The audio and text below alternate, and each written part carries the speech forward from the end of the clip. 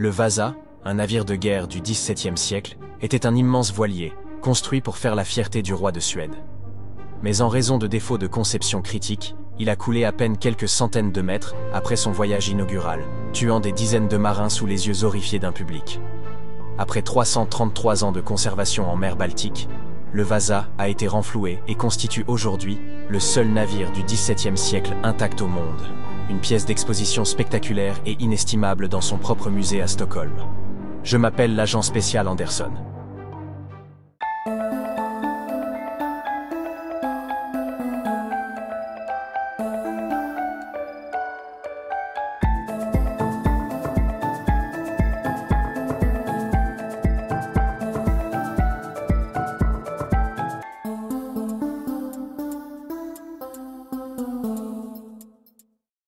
Le Vasa, magnifique navire de guerre suédois du XVIIe siècle, est l'une des tragédies maritimes et des merveilles archéologiques les plus marquantes de l'histoire. Commandé par le roi Gustave II Adolphe, le navire devait faire la fierté de la flotte suédoise, symboliser la puissance naissante de la nation et jouer un rôle redoutable dans la guerre de 30 ans. La construction débuta en 1626 à Stockholm, mobilisant des centaines d'artisans qualifiés, dont des charpentiers de marine, des charpentiers, des sculpteurs et des peintres. Le roi lui-même participa pleinement à la conception, exigeant un navire non seulement lourdement armé, mais aussi visuellement imposant, orné de centaines de sculptures en bois complexe représentant des lions, des créatures mythologiques et des empereurs romains.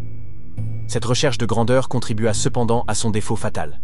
Le navire était doté de 2 ponts à canon, une conception novatrice et ambitieuse pour l'époque, mais des calculs cruciaux de stabilité furent négligés ou mal évalués. Des récits contemporains suggèrent que le navire était intrinsèquement instable, un fait peut-être relevé par certains, mais finalement ignoré ou occulté en raison de l'urgence et du décret royal qui justifiait sa construction. Le 10 août 1628, le Vasa embarqua pour son voyage inaugural depuis le port de Stockholm. Une foule se rassembla pour assister à ce spectacle grandiose. Le navire ne parcourut que quelques centaines de mètres avant que la catastrophe ne frappe. Lorsqu'une rafale de vent arracha ses voiles, le Vasa gîta lourdement sur bâbord. L'eau s'infiltra par les sabords inférieurs, trop proche de la ligne de flottaison. Le navire se redressa rapidement, mais gîta à nouveau, plus fortement cette fois, et en quelques minutes, le puissant Vasa chavira et coula sous les yeux horrifiés des spectateurs. Environ 30 à 50 personnes, sur un équipage et des passagers estimés à environ 150, perdirent la vie. Ce naufrage fut une humiliation nationale et un coup dur financier. Des enquêtes furent ouvertes, mais personne ne fut jamais véritablement tenu responsable. Le navire resta oublié au fond du port de Stockholm pendant 333 ans, remarquablement préservé par les eaux froides et saumâtres, et l'absence de tarés en mer Baltique. Dans les années 1950, l'archéologue amateur Anders Franzen se lança à la recherche du Vasa, convaincu que sa charpente serait intacte. Sa persévérance porta ses fruits en 1956 lorsqu'il localisa l'épave. Le sauvetage du navire commença, une tâche monumentale qui culmina avec son renflouement spectaculaire le 24 avril 1961.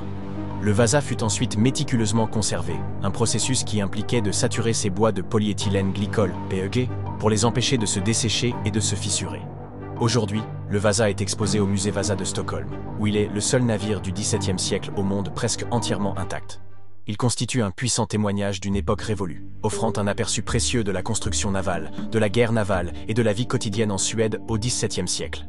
Plus qu'un simple navire, le Vasa est une capsule temporelle unique, un témoignage poignant de l'ambition humaine, des défis d'ingénierie et de la nature impitoyable de la mer.